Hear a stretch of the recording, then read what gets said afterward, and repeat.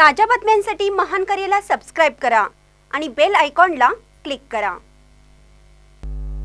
मिरज पूर्व भागात जलजीवन योजनेच्या तक्रारी, जानराववाडीच्या कामाची चौकशी व्हावी अन्यथा उपोषणाचा इशारा।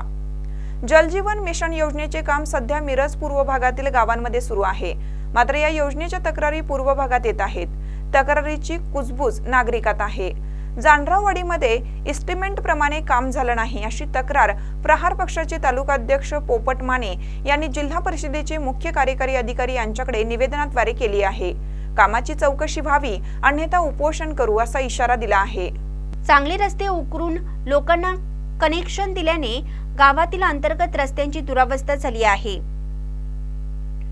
चांगले रस्ते उकरले आहेत असा आरोप युवा नेते अमर कवठेकर यांनी केला।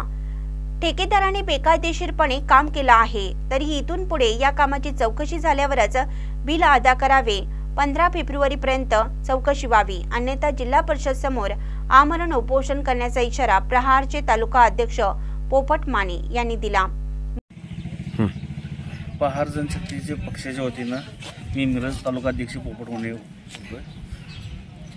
जानराववाडी गावामध्ये पेयजल योजनेचे काम 1,21,00,000 रुपये खर्च शासनाने दिलेला असून सगळा निधी पाण्यात जाण्यात गेलेला आहे।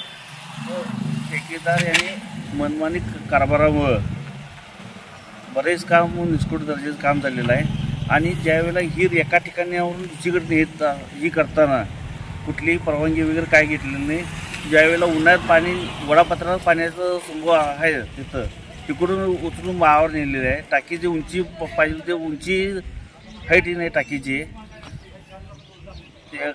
ठेकेदार यांच्यावर कारवाई होण्यास नाही झालं तर अन्यथा 15 तारखेला आम्ही जिल्हा परिषद समोर अमरण उपोषणाला संघटनेच्या वतीनं। महानकरी न्यूजसाठी प्रशांत बनसोडे, आरग।